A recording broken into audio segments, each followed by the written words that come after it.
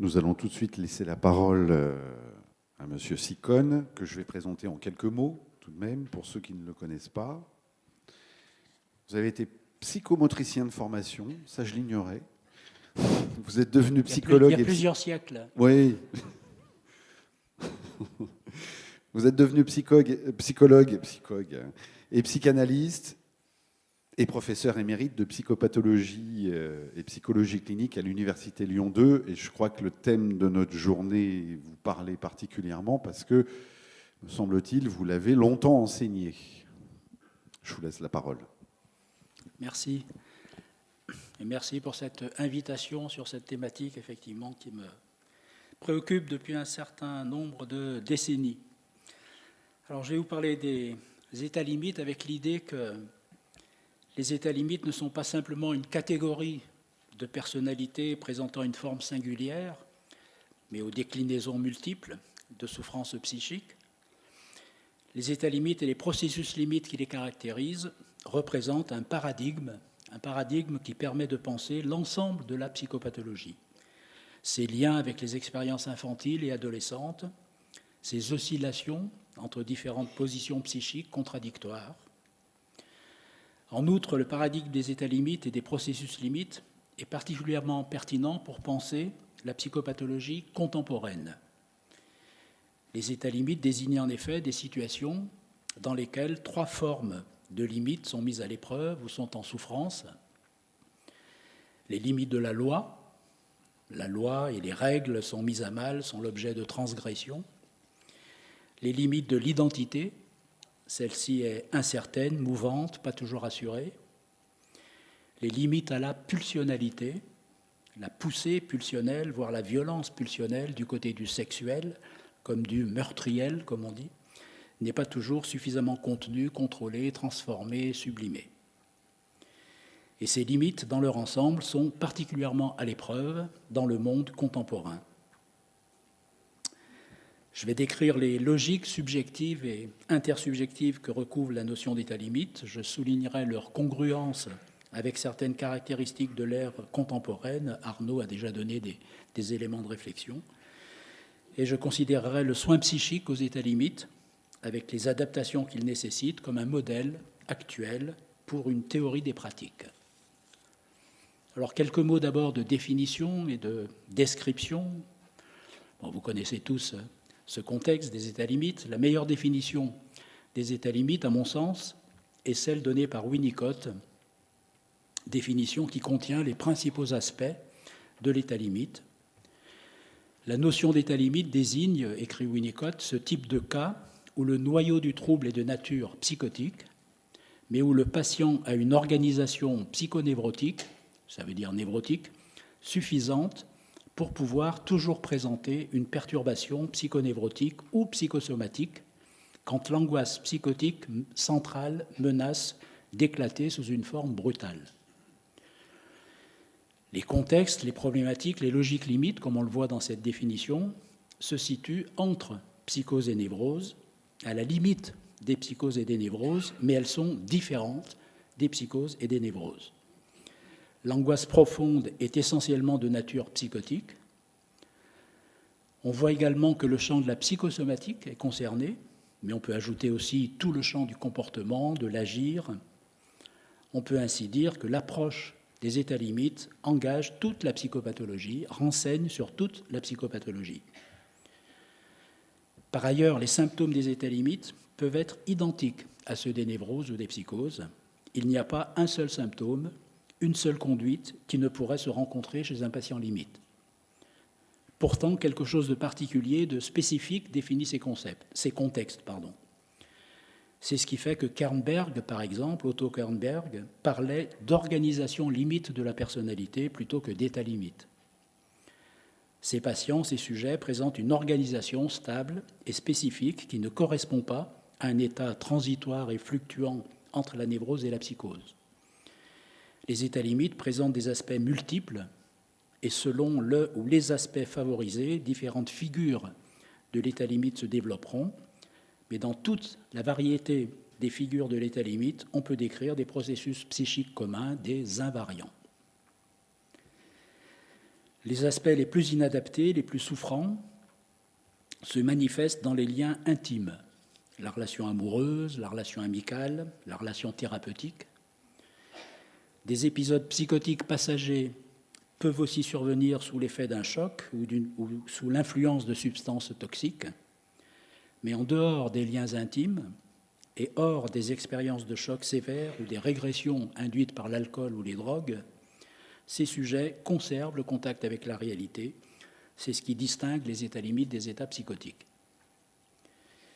Dans la relation thérapeutique et concernant le transfert développé par ces patients, on parlera de psychose de transfert plutôt que de névrose de transfert.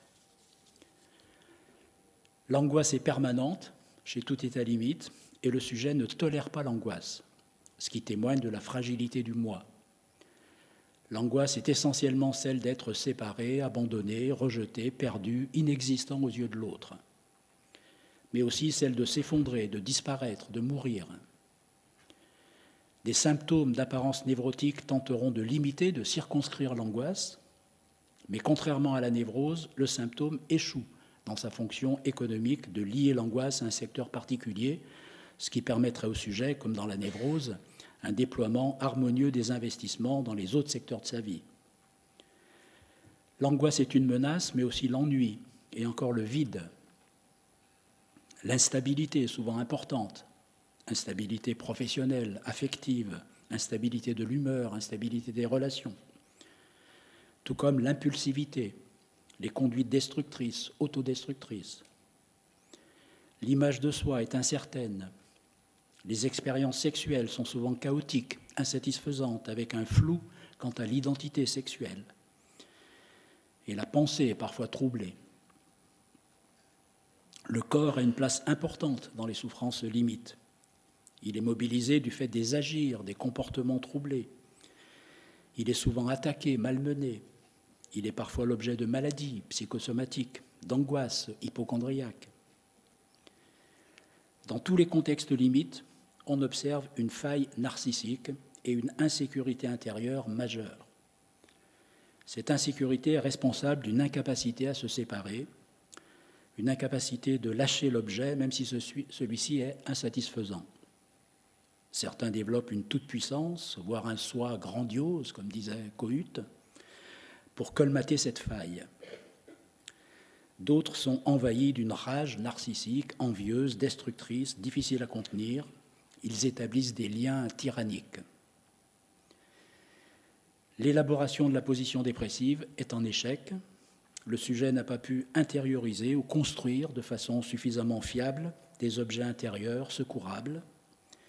Il est en quête permanente d'un tel objet au dehors, et c'est l'amour de l'objet qui compte plus que l'objet lui-même. C'est la quête qui compte plus que l'objet lui-même.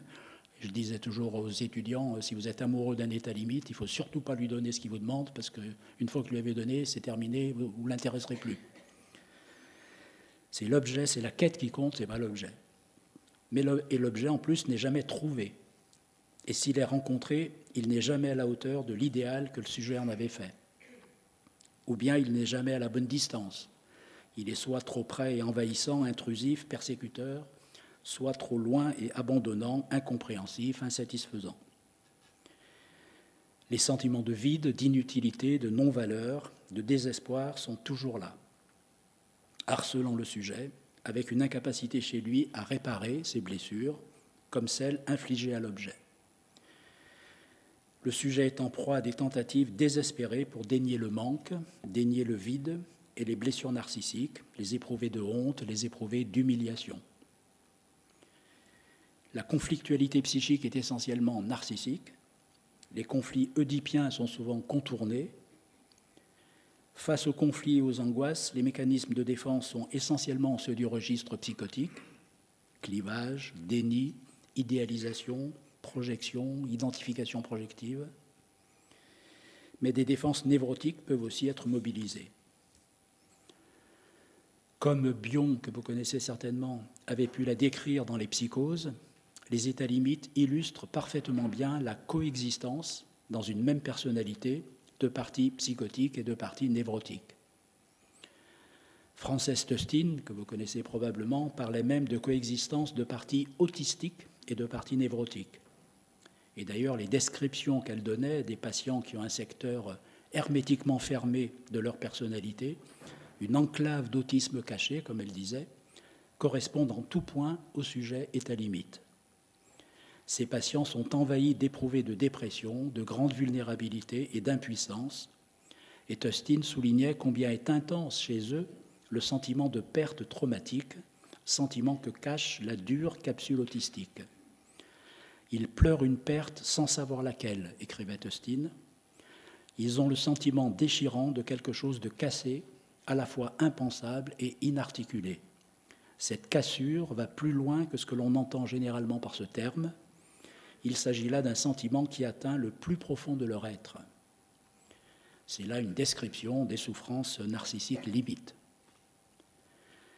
Si les conflits narcissiques dominent, on peut dire que dans les situations limites, les logiques narcissiques et les logiques oedipiennes s'enchevêtrent. Il y a toujours, dans le développement psychique, comme dans le fonctionnement même du psychisme, il y a toujours infiltration des deux niveaux de conflit, coexistence des deux niveaux. Le conflit narcissique fait nécessairement partie du conflit oedipien. Le désir pour l'objet et l'interdit, le manque, est en effet une blessure, engendre une blessure narcissique. Par exemple, la rivalité fraternelle, la rivalité oedipienne, peut contenir une violence dont l'enjeu est de se sentir exister. Le problème narcissique est celui de se sentir exister. C'est un problème existentiel fondamental. Le sujet est hanté par la question de savoir ce qu'il vaut aux yeux de l'autre et s'il existe aux yeux de l'autre, suffisamment pour se sentir lui-même exister. Par exemple, aux yeux du parent soupçonné de préférer le frère, la sœur, etc. La rivalité fraternelle traduit une blessure narcissique et pas seulement une rivalité oedipienne en termes de possession de l'objet de désir. La conflictualité dans les états limites est un paradigme de cet enchevêtrement des aspects des logiques narcissiques et des logiques oedipiennes. Le conflit narcissique empêchera la triangulation oedipienne, fera obstacle à la relation objectale, mais il pourra aussi masquer le conflit oedipien, représenter une manière de ne pas rencontrer le conflit oedipien.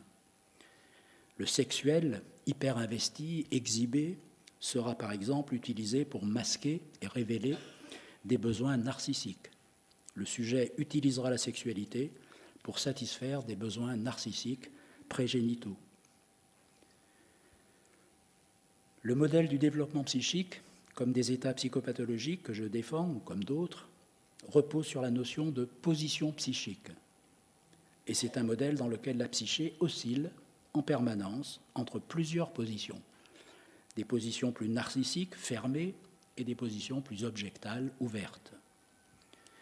L'oscillation concerne le développement psychique, qui n'est jamais linéaire, qui n'est jamais en escalier, on n'a pas un stade, puis un autre, ainsi que les états psychopathologiques. La psyché n'est jamais figée dans un état immuable, dans une position. Et une telle conception est compatible avec, voire prolonge, l'idée de la coexistence, chez tout un chacun, de parties saines et de parties malades, tout comme l'idée de l'enchevêtrement inéluctable de logiques narcissiques et de logiques oedipiennes. Et les états limites illustrent de manière remarquable ces oscillations. Dans tous les contextes limites, la dépendance est majeure. La relation d'objet, autrement dit les relations au monde, sont marquées par une grande dépendance et une attaque du lien de dépendance. Le sujet a besoin de l'objet, de l'appui que celui-ci donne pour échapper au désespoir, et en même temps, il maltraite cet objet, le détruit, le tyrannise. Ou bien alors le sujet refuse toute dépendance, développe une illusion d'indépendance, car la dépendance est trop persécutrice. Le sujet est profondément dépendant, et de plus, il ne tolère pas la dépendance. Il manifeste un important besoin de l'objet, et dans le même temps une peur de la proximité. Toute demande d'aide s'accompagne dans le même temps d'un refus de l'aide.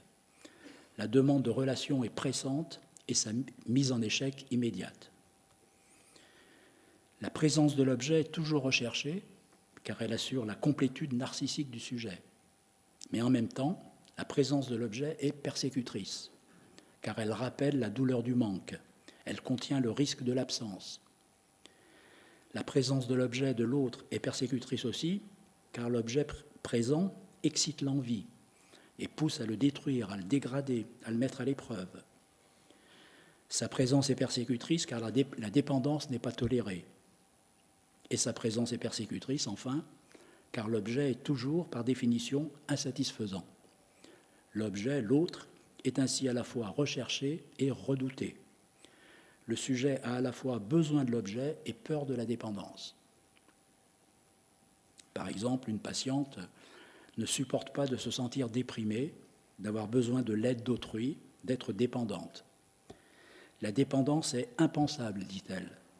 C'est comme si j'étais molle, toute molle, et qu'on pouvait me pétrir, me faire mal. Alors je m'isole, je refuse les invitations, je reste chez moi, avachie, molle, comme un gros tas. Je voudrais avoir une armure pour me battre, pour vivre, et je me sens un gros tas tout nu. On voit comment plus le sujet est dépendant, plus il est mou, et plus il développe une illusion omnipotente d'indépendance, l'armure toute puissante, et plus la déception augmente alors, et plus l'image de la dépendance est dégradée. Le bébé nu, la partie infantile en détresse qui a besoin d'aide, qui a besoin d'être protégée, nourrie de l'autre, devient un gros tas, tout mou et tout nu.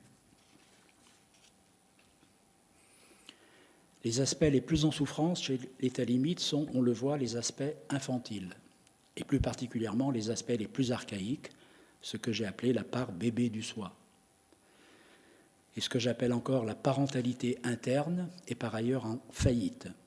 Le sujet n'a pas pu constituer de façon suffisamment fiable une parentalité interne, harmonieusement combinée, une biparentalité interne qui articule de manière créatrice les fonctions maternelles et les fonctions paternelles, et qui peut secourir, consoler, prendre soin des aspects infantiles et bébés à l'intérieur de soi. Cela est toujours vrai. C'est toujours l'infantile, voire le bébé en soi, qui est en souffrance dans les situations psychopathologiques.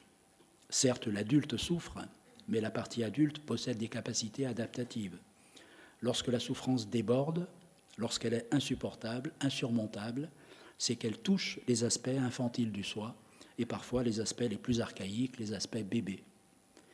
Et la parentalité interne du sujet échoue dans sa fonction protectrice et secourable. Et les situations limites éclairent particulièrement ces configurations. C'est en cela que les états limites représentent un paradigme pour l'ensemble de la psychopathologie. Le travail avec les états limites confronte de manière exemplaire à la nécessité d'entendre et de prendre en compte chez les patients leur part infantile, voire leur part bébé. On peut décrire différentes figures d'imago intériorisés, de parents internes qui sont des répliques privées, reconstruites de la parentalité qui a été rencontrée au dehors. La figure, par exemple, de l'objet froid, impassible, incompréhensif. Une patiente dit « Je me heurte toujours à un mur » à propos de différentes expériences qu'elle fait. Elle parle de ses parents qui sont âgés et très malades. « Ils ne sont jamais touchés. J'ai toujours espoir qu'avant qu'ils ne meurent, au moins une fois ils seront touchés. Ils me reconnaîtront, ils me comprendront, et il ne se passe toujours rien. Mais je ne peux pas renoncer. » Un tel objet interne génère de profonds sentiments d'impuissance. Autre figure, l'objet abandonnant, qui est responsable d'angoisse d'abandon permanente, de sentiments de non-valeur. Autre figure encore, l'objet imprévisible, inconstant, qui est générateur d'angoisse, d'insécurité majeure. Autre figure encore, l'objet engloutissant et rejetant. Une patiente, par exemple, raconte que l'inutilité et le sentiment d'abandon sont les 2 points de départ de sa vie. Elle était un bébé pénible, hurleur, inconsolable. On l'appelait l'enquiquineuse, le poison. Mais pour sa mère, elle était le tout. Elle dormait avec elle, elle était exhibée, elle était la fillette à sa maman. Mais elle pouvait aussi n'être rien, être rejetée. Un tel objet impose une expérience violente d'engloutissement et de rejet, d'abandon, de non prise en compte des besoins infantiles. Autre figure encore, l'objet dégradé, détruit, humilié. Une patiente, par exemple, se soigne de l'ennui et de la solitude avec l'alcool. Elle est abandonnée par son mari, elle souffre de l'absence totale de communication entre eux. C'est terrible de ne pas se sentir exister, dit-elle. Elle raconte que lorsqu'elle est envahie par ce sentiment de non-existence, elle descend à la cave et boit 4 verres de vin. Ça la dégoûte car elle a horreur du vin, dit-elle. Je me dégoûte, je me répugne, j'ai de la colère contre moi. Mais ça me rappelle mon père, finit-elle par ajouter. Elle se souvient qu'à l'âge de 8 ans, elle allait chercher son père, qui après le travail ne rentrait pas à la maison mais allait s'alcooliser. Elle se souvient des moqueries des autres enfants. Je rasais les murs, j'avais honte. L'objet dégradé, humilié, génère une problématique de la honte, de l'analité cachée et exhibée. La cave, c'est le cloaque anal. Le regard moqueur, c'est l'analité qui est exhibée. Tout le monde voit qu'on est plein de caca. Autre figure encore de cette parentalité intérieure, de ces imagos internes, l'objet inatteignable, inaccessible. C'est un objet toujours impossible à satisfaire, qui produit un sentiment majeur de dévalorisation. Autre figure encore, l'objet tout-puissant, phallique, narcissique. L'emprise narcissique d'un tel objet interdit le développement d'un espace propre, culpabilise les auto-érotismes, fabrique un surmoi cruel. Autre figure encore, l'objet envieux, dégradant. Un tel objet tue la créativité. Il produit aussi un surmoi cruel. Tu es incapable d'être mère, répète par exemple inlassablement une mère à sa fille. Celle-ci fait des fausses couches à répétition, jusqu'à une grossesse qu'elle n'annonce pas à sa mère et qu'elle conduira à terme. La seule qu'elle conduit à terme, c'est celle qu'elle n'annonce pas à sa mère. Autre figure encore, l'objet qui empiète. L'objet qui empiète et qui est générateur d'un faux self. Le faux self qui a à la fois l'effet de l'empiètement et une défense contre l'empiètement. Autre figure encore de ses parents internes, l'objet tyrannique, rétorsif, haineux, violent, objet qui produit soumission et haine. Autre figure encore, l'objet excitant. C'est un objet qui est responsable des passages à l'acte, d'agir, d'érotisation, de débordement émotionnel, d'instabilité. Passage à l'acte dans le registre de la violence ou de la sexualité. Autre figure enfin, l'objet paradoxal. Un tel objet interne génère confusion, non-discernement des affects, non-discernement des émotions. Voilà une liste, on pourrait la rallonger, mais toutes ces figures de l'objet primaire, toutes ces figures de l'objet primaire intériorisé seront projetées dans les relations interindividuelles, dans les relations investies, dans les relations intimes, amoureuses, et aussi dans le transfert. Le thérapeute, le soignant, le psychanalyste, mais aussi l'équipe, l'institution, seront tour à tour mis à la place d'un objet froid, impassible, incompréhensif, ou bien d'un objet abandonnant, ou bien d'un objet imprévisible, inconstant, ou bien engloutissant et rejetant, ou bien dégradé, détruit, humilié, etc., à l'image des imagos intériorisés.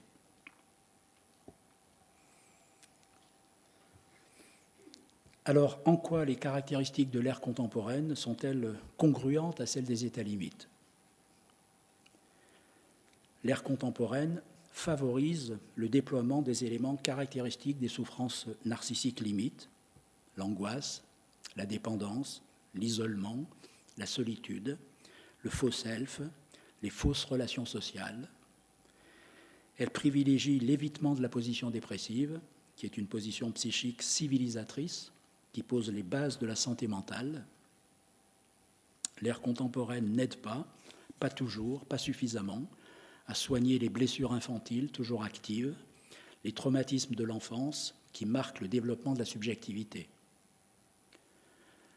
Parmi les points spécifiques du monde contemporain qui sont congruents aux logiques organisatrices des états limites, on peut noter, pêle-mêle et de façon non exhaustive, l'immédiateté de la satisfaction, les moyens quasi illimités de communication instantanée et ininterrompue, l'abus des réseaux sociaux, l'addiction à ces objets de satisfaction immédiate, aux écrans, qui favorisent un manque de tolérance à la séparation, à l'imperfection, à la frustration. Autre point, la promotion des fausses identités, des fausses relations sur les réseaux, sur Internet, les identités de substitution, de falsification, d'imposture, qui participent à produire ou entretenir des troubles dans les limites de l'identité. Autre point encore, la complaisance face aux fluctuations d'identité en général et d'identité genrée en particulier, la démocratisation de l'illusion de pouvoir choisir son genre, de pouvoir en changer, voire de pouvoir choisir de n'en choisir aucun, qui floute de la même façon les limites identitaires.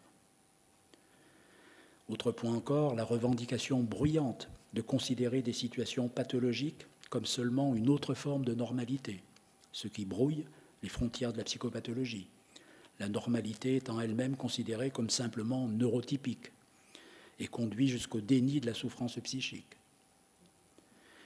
Autre point encore, l'exhibition décomplexée d'affects haineux, de choix politiques racistes et xénophobes qui contournent ou empêchent tout travail de refoulement, toute élaboration d'une position dépressive, humanisante, civilisatrice et qui attaque le lien social, génère des agirs violents. Autre point encore, le culte néolibéral et individualiste du sujet auto-entrepreneur de lui-même, auto-entrepreneur de sa vie, qui positive, la prescription de bien-être qui favorise les effets de honte, d'humiliation, de repli sur soi, voire de violence contre soi, d'attaque du corps. Autre point encore, l'éducation positive, sans limite, sans interdit, tout comme la déculpabilisation des parents, avec la croyance que tout vient du cerveau, que les parents ne sont jamais pour rien dans les troubles de plus en plus souvent et systématiquement qualifiés de neurodéveloppementaux, qui disqualifient les fonctions parentales dont tout sujet a besoin pour contenir sa vie pulsionnelle et apaiser ses tourments intérieurs. Autre point enfin, la désubjectivation qui envahit l'espace social, la conception dans les représentations sociales d'un sujet réduit à ses compétences cérébrales et à ses compétences comportementales, qui nie la subjectivité, qui écrase la dimension subjective. La liste pourrait se poursuivre. Tout cela produit au moins deux effets. Un premier effet est une défaillance de la parentalité interne que j'évoquais précédemment, une défaillance de la position adulte, une fragilisation du contact avec la réalité, une prolongation des processus adolescentaires. Il existe d'ailleurs une similarité entre les processus limites et les processus psychiques de l'adolescence. Les signes pathologiques limites font souvent partie, à un degré moindre, des aléas du processus adolescent. La logique adolescente, dans le développement psychique, mobilise des enjeux, des craintes, des angoisses, des turbulences, des défenses, des protections, qui sont du même ordre que les enjeux des logiques limites. Les états limites sont d'ailleurs souvent considérés comme d'éternels adolescents. Un deuxième effet est un effet de mal-être, comme en parle René Caès, le mal-être de la postmodernité et de l'ère néolibérale, mal-être de la solitude, qui prend notamment les formes de ce que j'appelle une clinique du manque et une clinique du vide, qui sont des formes prototypiques des situations psychopathologiques limites. La clinique du manque est à la limite de la névrose, la clinique du vide à la limite de la psychose. Le manque suppose la reconnaissance de la perte. Le sujet sait ce qu'il a perdu. L'objet perdu est présent par son absence, pourrait-on dire. Dans le vide, par contre, l'éprouvé de perte lui-même est perdu. Le vide est un sentiment d'absence à soi, d'absence d'éprouvé, jusqu'au sentiment de non-être, de non-existence, d'absence de soi. Le vide provient de la perte du soi attaché à l'objet perdu. Et lorsqu'un sujet est confronté au vide, ce qui est une expérience subjective constante dans les états limites, le travail thérapeutique ou la croissance psychique va consister à transformer le vide en absence, comme le dit Salomon Resnick, un psychanalyste que j'aime beaucoup. Transformer le vide en recréant un sentiment douloureux, un sentiment de manque, un sentiment de perte, un sentiment d'absence. Et dans le même temps, retrouver le plaisir de se sentir vivant, c'est-à-dire d'éprouver des émotions et de les contenir, émotions relatives à la perte, à la séparation, au manque. Le vide devient alors un lieu d'absence. L'éprouvé de l'absence suppose des objets internes secourables. Lorsque de tels objets internes sont constitués, l'absence est tolérée.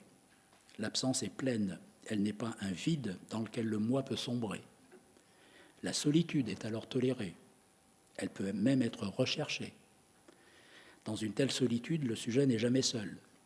Il est en lien avec ses objets internes, dans son intimité. La solitude est tolérée et enrichissante lorsqu'on n'est pas seul dans sa solitude. Une solitude non désespérante, tout comme un isolement non terrifiant, suppose aussi d'être en lien avec d'autres au dehors, de savoir que d'autres pensent à soi, qu'on peut manquer à quelqu'un d'autre, être absent pour un autre. Le désespoir de la solitude, si constant dans les situations limites, ne provient pas du fait de manquer d'un autre, mais du fait de ne manquer à personne, ce qui n'est pas la même chose. Si je disparais, personne ne s'en rendra compte, entend-on souvent. La douleur de la solitude ne provient pas du manque de l'autre, l'objet d'amour, l'objet d'attachement, elle provient du fait de ne manquer à aucun autre.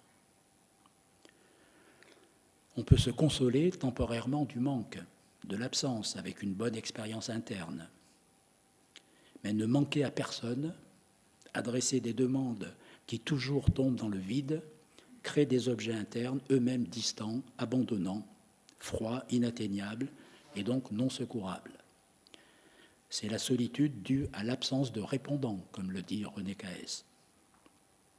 Il y a la même différence entre ces états que celle qui sépare la dépression de la mélancolie. La dépression provient de la souffrance due à la perte de l'objet. La mélancolie traduit la souffrance du sujet perdu. Ce n'est pas l'objet, c'est le sujet qui est perdu.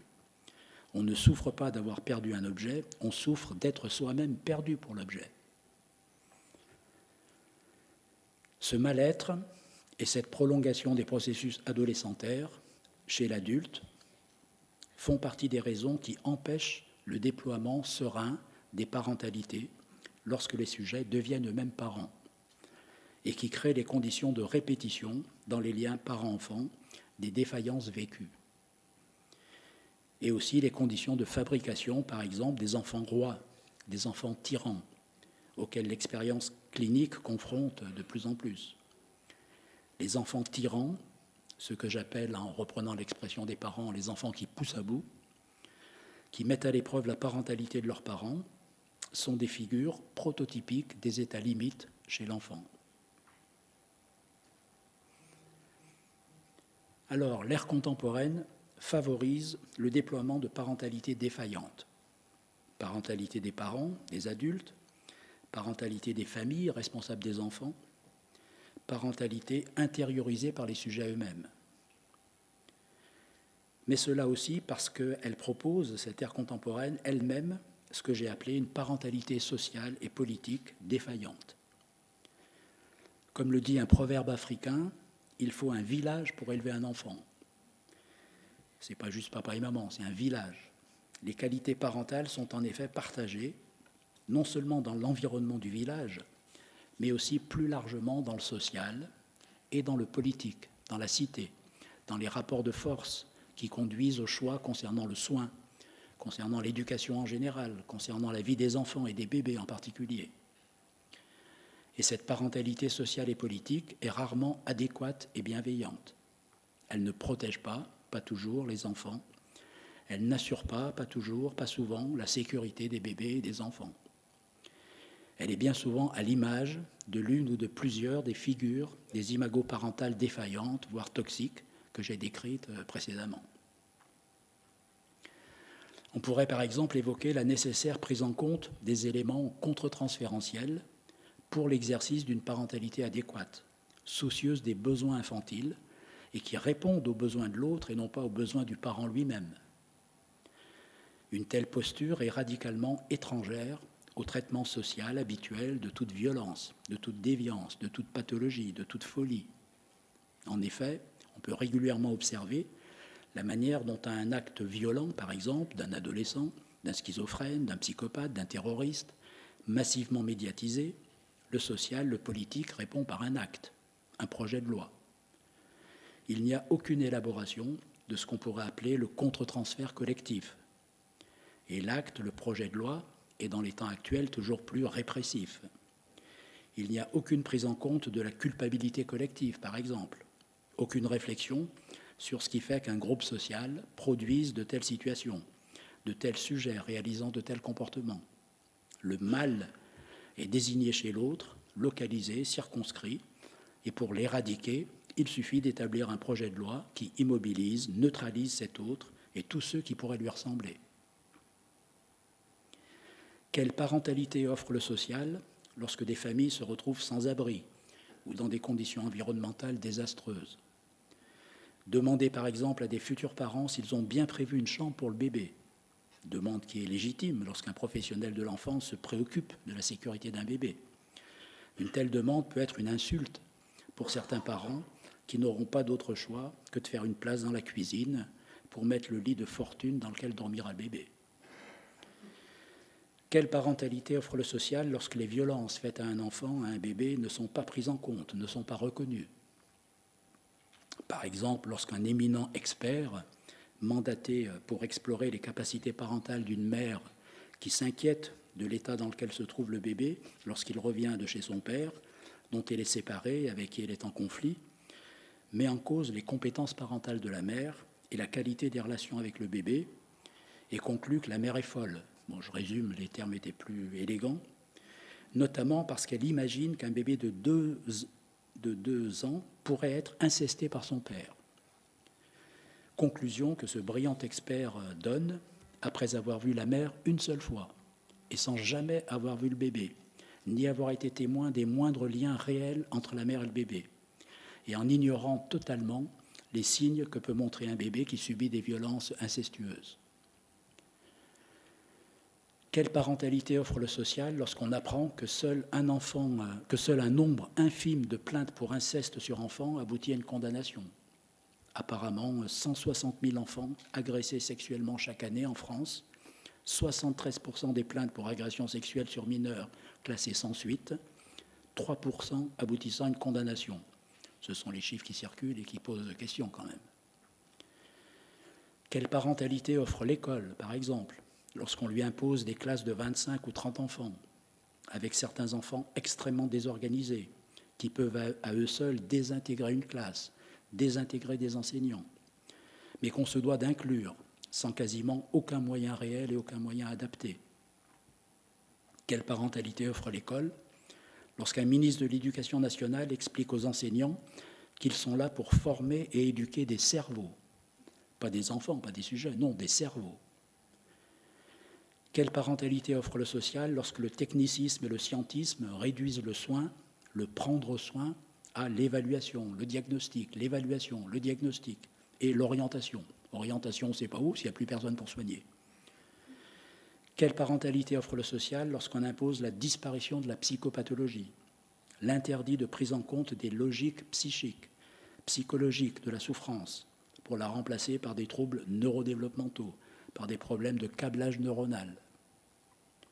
Cet écrasement du sujet, cette désubjectivation, est non seulement l'effet d'une parentalité sociale défaillante, sourde aux besoins des sujets, enfants ou pas, mais l'effet d'une parentalité politique qui est elle-même violente, qui ne prend pas en compte les besoins psychiques des sujets citoyens, des sujets dans la cité, parce qu'elle ne prend en compte que les comptes, les données comptables, les données numériques, les chiffres. C'est les chiffres qui sont importants, ce n'est pas les sujets. Quelle parentalité politique garantit-on quand les services de soins sont dévastés, asphyxiés, poussés à l'agonie, quand les moyens donnés aux services publics, aussi bien dans le champ de la santé que de l'éducation, la justice ou autres, ne lui permettent même pas de survivre, l'obligent à trier les citoyens qui pourront en bénéficier? Quelle parentalité politique offre l'État lorsqu'il infantilise les citoyens? Je parlais de la nécessité de prendre en compte les besoins infantiles. Prendre en compte les besoins infantiles, prendre soin des aspects infantiles, ça n'est pas infantiliser, c'est tout le contraire. Quelle parentalité politique offre l'État lorsqu'il infantilise, lorsqu'il explique que si on n'est pas d'accord, c'est qu'on n'a pas compris? C'est juste qu'il a peut-être manqué de pédagogie et que de toute façon, on ne peut pas comprendre qu'il fait ce qu'il fait pour notre bien. Comme lorsqu'on exerce une parentalité violente, autoritaire sur un enfant et qu'on lui dit « tu comprendras plus tard ». C'est pour ton bien. Travaillez 2 ans de plus, travaillez 4 ans de plus, travaillez 5 ans de plus, c'est pour votre bien, vous comprendrez plus tard. Et on pourrait bien sûr évoquer les parentalités politiques cruelles, tyranniques, meurtrières envers des peuples voisins et frères. Les parentalités génocidaires, les parentalités perverses. Les logiques tyranniques correspondent toujours à une organisation qui ne distingue pas les différences entre enfants et adultes, entre prérogatives infantiles et prérogatives adultes. Dans ces contextes, le chef, le bourreau, le tyran, Poutine et les autres, est un enfant qui se prend pour un adulte, un bébé qui confond la croissance psychique et le gonflement narcissique omnipotent.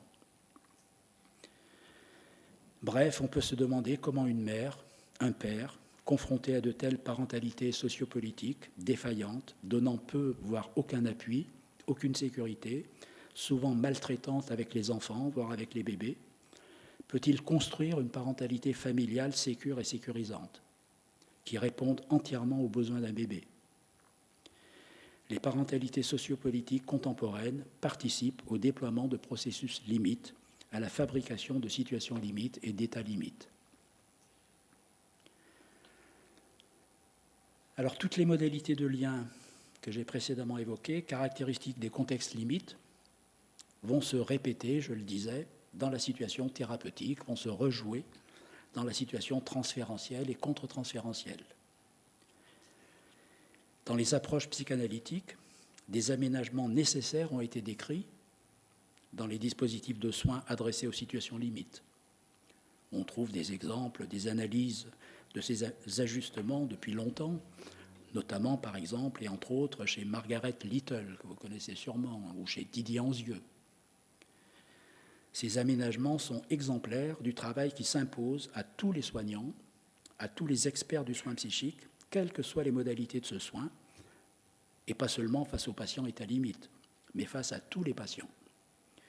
Les situations limites ne sont qu'un amplificateur des questions que posent toutes les situations cliniques et des conditions qui doivent être prises en compte par tout soignant. C'est en cela encore que les contextes limites sont paradigmatiques. Margaret Little, par exemple, avait souligné la façon dont le cadre doit être aménagé dans le soin psychanalytique aux états limites et l'impératif que l'analyste réponde aux besoins fondamentaux du patient. Il est inutile, par exemple, d'interpréter le matériel en termes de conflits liés à la sexualité quand le problème est celui de l'existence et de l'identité. La sexualité est hors de propos quand on ne sait même pas si on existe. Elle insistait sur la manière dont le holding, le portage, doit être métaphorique et réel. Le patient doit sentir qu'il est réellement porté par l'attention de l'analyste. Didier Anzieux, avant cela, avait proposé la notion d'analyse transitionnelle, vous connaissez sans doute ces termes, pour décrire ces aménagements à propos des patients limites, patients qui ont un moi-peau défaillant, comme il disait, une enveloppe psychique peu protectrice, peu contenante, une identité peu sécure. L'analyse doit d'abord rétablir la fonction transitoire. Didier Anzieux soulignait ainsi la nécessité d'avoir un cadre souple et de mettre en suspens tout ce qui du cadre répéterait une situation pathogène, répéterait un traumatisme. Comme Margaret Little plus tard, il insistait sur les besoins du moi. Le psychanalyste doit être un auxiliaire des besoins du moi du patient. Il doit repérer les besoins du moi cachés par les manifestations de désir pulsionnel. Le sexuel n'est qu'un prétexte pour l'expression de besoins narcissiques. L'analyste doit accorder une importance majeure au corps. C'est essentiellement le corps qui parle dans les situations limites, par les actes, par la sensorialité. Ce sont les marques du corps, moteurs, posturales, sensorielles, qui fournissent le principal matériel. La façon de se tenir, de se porter, de se mouvoir, les odeurs, le rythme et l'intensité de la voix, la façon de respirer, etc. L'analyste doit par ailleurs accepter tout ce que le patient apporte, quelle que soit la nature du matériel. Accepter par exemple les objets concrets, la présentation et le dépôt de ce qu'Anzieux considérait comme des objets signes.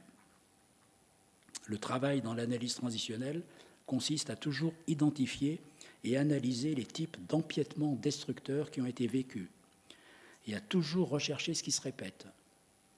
L'analyste doit être particulièrement vigilant aux attaques contre les progrès du soin et à leur sens, au besoin du patient de détruire ce que le soin lui apporte de bon. Et le plus puissant des sens que peuvent avoir ces attaques, il donne tout un tas de sens, mais le plus puissant de ces sens qu'ont ces attaques est dû au fait que, quels que soient les bienfaits que l'analyse ou le soin en général ait pu apporter, ceux-ci ne valent rien du point de vue du patient, car ils arrivent trop tard, et car ils ne sont pas donnés par ceux dont ils ont été attendus depuis toujours, les parents. On peut penser que cette adaptation plus ou moins intense est nécessaire dans toute psychanalyse à des degrés divers.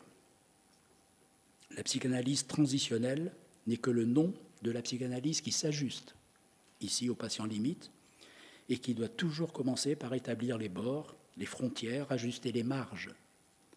Pour certains, ce travail est l'essentiel, voire le tout du travail analytique. Pour d'autres, qui ont des frontières plus sécures, ce travail est plus rapide. Mais toute psychanalyse est d'abord transitionnelle, à des degrés divers. Toute psychanalyse ajuste d'abord les frontières, travaille les frontières. L'analyse transitionnelle concerne peut-être des types de patients, mais elle concerne surtout des types d'analystes, ceux qui sont disposés à écouter les parts bébés du soi. De tels aménagements sont indispensables dans tous les dispositifs de soins. Les situations limites dans la psychopathologie adulte, tout comme le travail auprès des enfants, apprennent la nécessité de toujours s'ajuster au patient. Le soin aux états limites, avec les ajustements qu'il impose, est ainsi un modèle actuel pour la théorie des pratiques de soins psychiques. Les aménagements considérés dans le soin adressés aux situations limites sont paradigmatiques des ajustements que nécessite tout dispositif de soins psychiques auprès de toutes les formes de souffrance et de toutes les formes d'expression de la souffrance psychique. Les aménagements dans tout dispositif de soins consistent à mettre le dispositif au service du patient, à créer les conditions pour que le soin soit au plus près des besoins du patient, réponde aux besoins, aux possibles du patient, et pour qu'il réponde aussi aux possibles du soignant. Tout dispositif protocolarisé est ainsi incompatible avec une approche clinique, une approche soignante au plus près de la clinique. Tout dispositif doit s'ajuster à la réalité des patients, à leurs conditions subjectives, à leur potentialité d'élaboration, voire à leurs conditions sociales, à leurs conditions de vie. Le dispositif s'ajustera également aux théories du soin du soignant, à ses dispositions psychiques. Certains, par exemple, peuvent être très à l'aise dans un dispositif individuel et ne pas supporter un groupe, une famille. D'autres, au contraire, seront beaucoup plus disponibles pour repérer les processus subjectifs, dont les effets de l'inconscient, lorsque ceux-ci s'expriment en groupe, en famille. Certains auront une sensibilité particulière leur permettant d'écouter des enfants. D'autres seront trop mal à l'aise avec un enfant et réserveront leur activité à des dispositifs auprès d'adultes, etc., etc. C'est pourquoi les indications concernent toujours le soignant lui-même et pas le patient. Ça n'existe pas, une indication chez un patient. Le patient est toujours une indication. Il n'y a jamais de contre-indication à un soin psychique. Tout le monde mérite un soin psychique. Tout le monde mérite qu'un soignant du psychisme se penche sur sa vie mentale, sur ses éprouvés subjectifs, quels que soient les contextes somatiques, biologiques, neurobiologiques, socioculturels, dans lesquels s'exprime la souffrance psychique. Je vous remercie pour votre écoute et votre attention.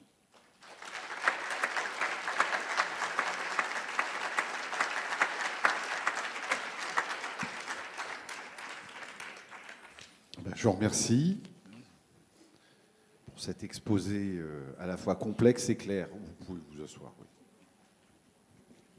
Je ne vais pas en faire le résumé. Est-ce que Tolten est déjà prêt? Oui? Eh bien, je t'en prie.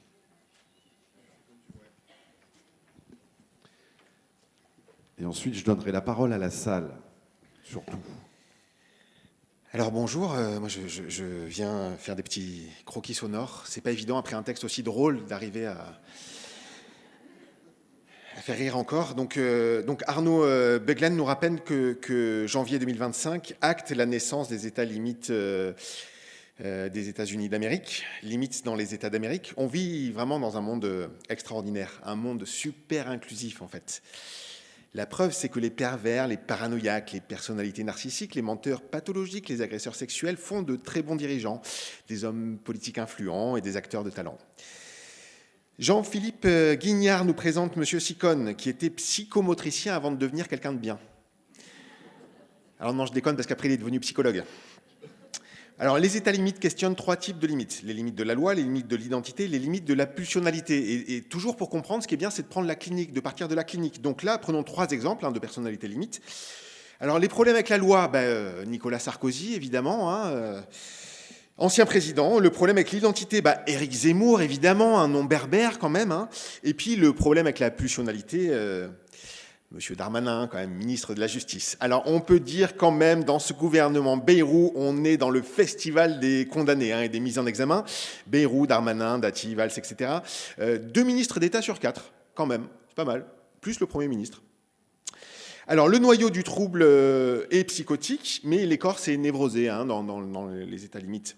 Ce n'est ni l'un ni l'autre, nous dit Albert Sicone. L'angoisse est une menace, mais aussi l'ennui. Il y a une image de soi incertaine, maladie psychosomatique, il peut y avoir des failles narcissiques, l'incapacité à se séparer, à lâcher l'objet même défaillant, un lien tyrannique, pas d'élaboration de la position dépressive, l'amour de l'objet compte plus que l'objet. Et M. Sicone avait une chaire à l'université de Lyon, qui était « Comment se faire aimer d'un état limite ?» Et la première des questions, c'était « État limite, à toi ». Alors, il y avait un sentiment de vide et de désespoir, un clivage, un déni des identifications projectives, de la rivalité, etc. Alors, c'est fou. Moi, je trouve que depuis qu'ils ont détruit les hôpitaux, et tous ces états limites qu'on voit à la télé ou qui font des belles carrières politiques, incroyable. Alors, en quoi les caractéristiques de l'ère contemporaine est congruente avec les états limites ? C'est-à-dire que la position dépressive est évitée alors que c'est une position civilisatrice, nous rappelle Albert Sicone. Il y a une immédiateté de la satisfaction, les réseaux sociaux, la promotion des fausses idées, déni de la souffrance psychique, exhibition des propos haineux, culte néolibéral du sujet auto-entrepreneur de lui-même, déresponsabilisation des parents, car tout est neurodéveloppemental, désubjectivation, clinique du manque. Alors c'est quand la limite de la névrose et la clinique du vide, c'est à la limite de la psychose. Le vide, la perte de soi, il faut transformer le vide en absence et accompagner le sujet au plaisir de se retrouver lui-même, à s'accoucher lui-même, finalement. La solitude est tolérée et enrichissante quand on est en lien avec des objets internes. Par exemple, quand on entend des voix. Alors, il y a le manque de l'autre ou manquer à l'autre. C'est pas tout à fait la même chose. Les enfants tyrans sont des figures prototypiques, c'est des enfants qui poussent à bout. Voilà, alors il faut un village pour élever un enfant. Mais là, on est dans la merde parce que le village est en feu. Et oui, quelle parentalité offre le social quand on estime qu'il y a 160 000 enfants agressés sexuellement chaque année et très peu de condamnations. Ah là là, François Bayrou, ce grand homme qui a tant fait pour la France et pour maintenir la qualité des chiffres. Oh là là. Alors, quelle parentalité offre le social quand un ministre parle d'éduquer des cerveaux, sans doute pour offrir des morceaux de cerveau disponibles à Coca-Cola d'ailleurs. Alors, on ne prend en compte que les comptes, et là on ne parle pas évidemment des comptes des mille et une nuits. Albert Sicone nous dit que l'analyste doit écouter la part bébé du patient. C'est le bébé à bas, de ne pas dire à bas le bébé, mais d'aider à la mise à bas, à l'accouchement psychique. Merci.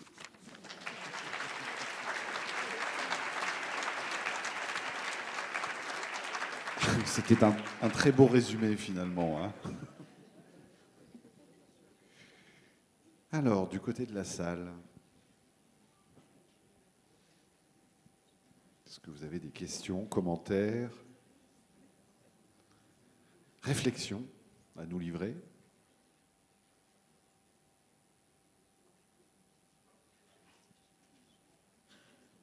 Merci, bonjour. Vous parlez de comment les états limites poussent à réfléchir à quelle production de soins pour accueillir ces nouvelles formes, enfin nouvelles, ces formes de présentation de l'angoisse, comme si, enfin voilà, l'analyse transitionnelle, le cadre souple, comme si ça allait de soi que ces sujets allaient recevoir des soins. Moi, j'ai le sentiment que le rejet agissant de ces sujets est extrêmement efficace, notamment en psychiatrie, où à partir du moment où nous avons des passages à l'acte et un diagnostic d'état limite, eh bien, cela dépend maintenant du socio-judiciaire et que la psychiatrie n'est pas concernée. C'est un discours qu'on entend, je trouve, de plus en plus. Voilà. Est-ce que c'est l'effet pervers de la pénurie de soins qui fait qu'on trie, en effet, et que eh bien, les plus pénibles, les plus chiants ne seront pas soignés, ou est-ce que, ou les deux, est-ce l'effet très agissant de ces problématiques, y compris sur les soignants?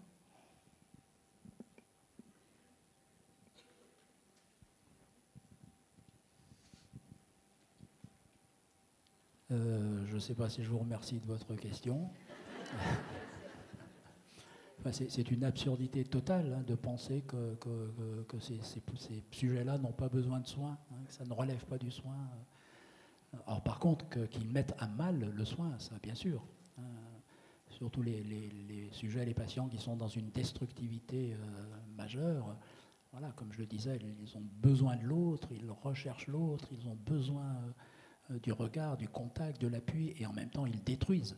Hein, ils détruisent l'autre, ils détruisent le soin, ils mettent à mal. C'est une destructivité qui détruit vraiment, c'est pas un fantasme. Hein, donc effectivement, on est en tant que soignant, en tant qu'équipe, en tant qu'institution, ou en tant que soignant tout seul dans son cabinet libéral, on est mis à mal.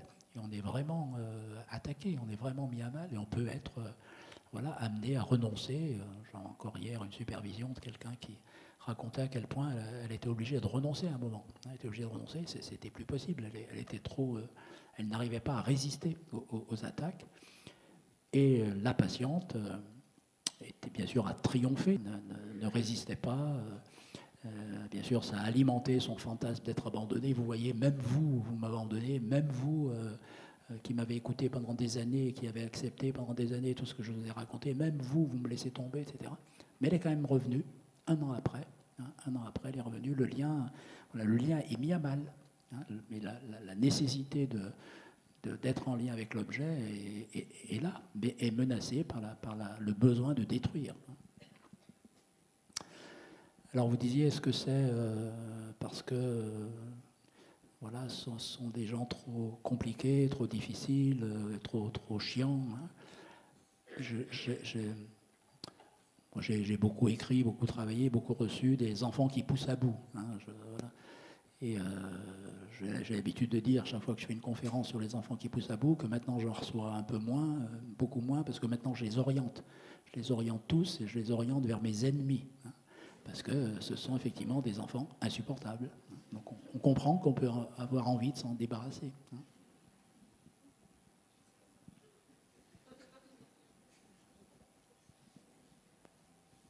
Je vous remercie de votre présentation, elle était bien éclairée. Surtout, vous avez fait référence à des éminents psychanalystes. Je ne sais pas comment je vais essayer de formuler ma question. Et en association avec la collègue qui vient de poser la question, moi j'ai entendu plutôt parler de certains états limites, mais qu'on qualifie en psychiatrie de profils psychopathiques, qui doivent être confrontés à la loi. Et comme vous l'avez bien dit tout à l'heure, il faut tout un village. Hein. Pour moi, un village, ça sous-entend les parents, l'école, la justice, tout le monde, la cité, tout ça. Et par rapport au profil psychopathique, ce sont généralement des sujets qui n'aiment pas être confrontés à la position dépressive. D'ailleurs, si on se fait référence à la psychopathologie, il faut passer par cette position dépressive pour pouvoir émerger la subjectivité du sujet, pour qu'il puisse avoir une certaine croissance psychique. Et je reviens à une autre question par rapport à ces patients-là. Comment vous faites... comment on peut les soigner? Parce qu'actuellement, dans psychiatrie, effectivement, on fait le tri. Parce qu'on ne peut pas... enfin, on commence à réfléchir, mais pas penser, en fin de compte, le soin. Et l'accordage aussi collectif dans une groupalité de soignants, ça devient très difficile parce que ça prend du temps. Donc on nous reproche toujours de faire des réunions, de penser, voilà. C'est plutôt réfléchir. Et aussi l'organisation actuelle des soins et par rapport aux injonctions paradoxales données par des institutions soi-disant pensantes pour nous donner des directives de prendre soin des autres par des outils techniques. Voilà. C'est juste pour m'aider un petit peu à comprendre tout ça. Parce que je trouve qu'on se trouve dans des fois des positions très paradoxales. Et on doit faire face. Merci. Oui, alors la psychopathie, c'est une figure de l'état limite. C'est une déclinaison possible, ce n'est pas la seule. Hein. Et vous avez raison de souligner qu'il y a quelque chose de l'expérience de la position dépressive qui a été évitée à tout prix par l'agir, l'acte, la violence, etc. Mais il n'y a pas que... Mais tous les états limites ont un problème avec la position dépressive. Et pas que les états limites, tout le monde. Tout le monde. À certains moments, l'altérité devient menaçante et on se réfugie dans des positions plus narcissiques. C'est en cela que l'état limite nous apprend, nous renseigne et utile, nous instruit sur nombre de défenses qui concerne tout le monde, toute la psychopathologie. Là ça va, c'est grossi comme au microscope, ce problème de tolérer l'altérité, de pouvoir prendre une position de prendre soin de l'autre, de tout ce qui concerne la position dépressive, la générosité, la culpabilité, tout ce qui fonde le lien social civilisateur. On voit la problématique de manière grossie. C'est en cela que c'est paradigmatique. Alors, comment on soigne? Je vous jure que si je le savais, je vous le dirais. Voilà, on est confronté toujours, mais encore une fois, avec tous les patients limites, mais aussi tous les autres patients, on est toujours confronté à ce type de paradoxe, d'ambivalence. Tout le monde veut se soigner, mais tout le monde tient à sa pathologie, quelle qu'elle soit. Alors le psychopathe encore pire que les autres, mais c'est vrai pour tout le monde. Même le névrosé le plus banal qui vient vous voir, docteur aidez-moi, je veux aller mieux, je veux plus avoir telle obsession, et en même temps il résiste, tout le monde résiste, tout le monde tient à sa pathologie, parce que la pathologie on connaît, le mal-être on connaît, aller mieux on connaît pas. Donc bien sûr on le souhaite, on le demande bruyamment, mais on va résister. Et une part essentielle du soin psychique, quel que soit le dispositif, quelle que soit la manière de soigner, est toujours d'essayer de comprendre les résistances. Les résistances, ça fait partie du travail essentiel de tout soignant du psychisme. Alors chez les sujets qui mettent à mal à ce point le soin, ça va prendre une ampleur considérable, mais ça va juste nous montrer d'une manière amplifiée ce qui se passe dans toute relation clinique. C'est pour ça que je défends cette idée que les situations limites nous apprennent sur toute la psychopathologie et sur toutes les situations de soins, quels que soient les modes d'expression de la souffrance psychique.